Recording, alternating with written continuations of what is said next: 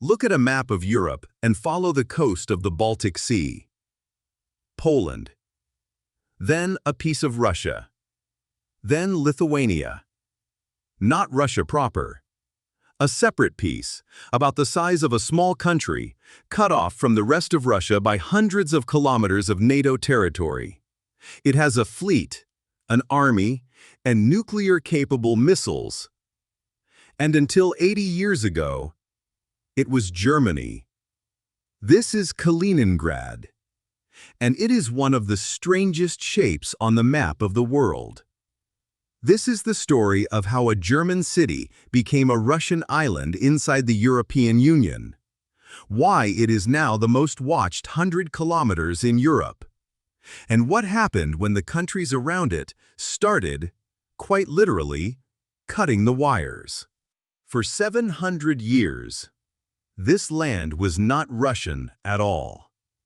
In 1255, crusading knights of the Teutonic Order built a fortress on a river near the coast and named it Königsberg, the King's Mountain. Around that fortress grew a German city. It became the capital of Prussia, the state that would one day forge Germany itself. It had a great cathedral, a university, and a philosopher. Immanuel Kant was born there in 1724, taught there his whole life, and is buried beside the cathedral. He almost never left the city. Königsberg was, for centuries, about as German as a place could be. Then came the Second World War, and its end redrew the map. In 1945, at the Potsdam Conference, the victorious powers divided Germany's eastern province. The southern part went to Poland. The northern part, with the city of Königsberg, went to the Soviet Union. On paper, it was a small strip of coast.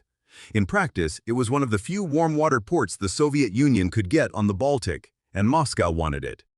What happened next was not just a change of flag, it was a replacement of people.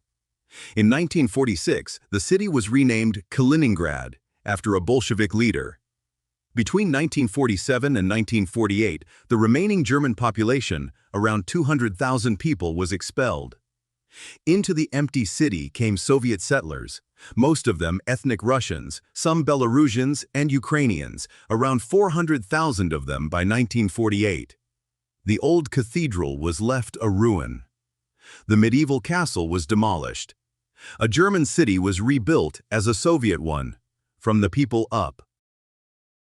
For the next 40 years, that was that. Kaliningrad was a closed military zone, home to the Soviet Baltic Fleet, and part of a country that stretched, without a break, all the way to the Pacific. On a Soviet map, nothing about it looked strange. Then, in 1991, the Soviet Union came apart. Lithuania became independent. So did Latvia and Belarus. And overnight, Kaliningrad became something it had never been. An exclave. A piece of Russia with no land connection to the rest of Russia. To drive from Kaliningrad to Moscow, you now had to cross at least 2 foreign countries. For a decade, that was awkward but manageable. Then the map moved again. In 2004, Poland and Lithuania joined both the European Union and NATO. Now the exclave was not just separated from Russia. It was surrounded on every land border by the alliance that Russia's military planners regarded as their principal adversary. Around 1 million Russian citizens, a naval fleet, and a garrison inside a ring of NATO territory. And Moscow's response was to make the island a fortress. Look at what the exclave became. The Baltic Fleet is based at Baltic, Russia's westernmost town. From 2016, Moscow deployed Iskander missiles to the region, short-range ballistic missiles that can carry nuclear warheads, and upgraded them in 2018. From Kaliningrad, their range covers Warsaw, Copenhagen, and Stockholm. Military analysts started calling the exclave a phrase that stuck: an unsinkable aircraft carrier deep inside NATO's territory. But the map cuts both ways. Look south of Kaliningrad and east of it, and you find a strip of land along the border between Poland and Lithuania, roughly 65 to 100 kilometers wide. On one side of that strip sits Kaliningrad. On the other sits Belarus, Moscow's closest ally.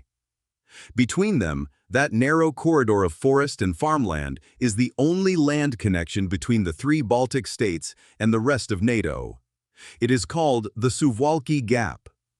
Military strategists have described it as one of the most dangerous places on Earth, because if it were ever closed, Estonia, Latvia, and Lithuania would be cut off from their allies by land. NATO keeps multinational battle groups on both sides of it for exactly that reason.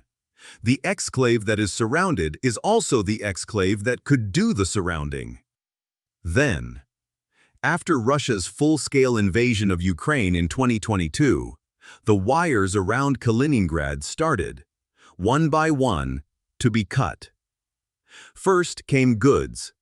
Under EU sanctions, Lithuania restricted the transit of sanctioned products across its territory to the exclave. Moscow called it a blockade. Within weeks, the EU clarified that rail transit could continue, and the immediate crisis passed. But the message had landed. Kaliningrad's supply lines ran through countries that no longer wanted to carry them. Then, in February 2025, came electricity. For decades, the three Baltic states had remained wired into the old Soviet power grid, a ring that also ran through Russia and Belarus, and Kaliningrad along with it. On the 8th of February 2025, Estonia, Latvia, and Lithuania disconnected from that ring, and the next day synchronized with the power grid of continental Europe. Kaliningrad was left as an energy island, running on its own generation.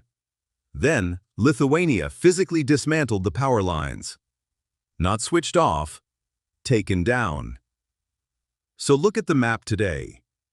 A German city, made Russian by expulsion and settlement, turned into an island by the fall of an empire and into a fortress by the alliance that grew around it. Around 1 million people who live in Russia but can see the European Union from the beach. Missiles pointed outward. A 100-kilometer gap that both sides watch every day. And a region being unplugged from the continent it sits inside. Its rail transit tolerated, its power lines gone. And, in January 2026, 14 European coastal countries jointly warning that satellite navigation interference from the region was endangering shipping across the Baltic.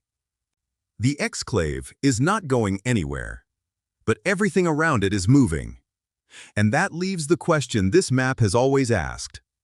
When a border is drawn by an army in 1945 and the world around it changes completely, who does the piece of land in the middle actually belong to? The country that holds it, or the continent it is stranded in?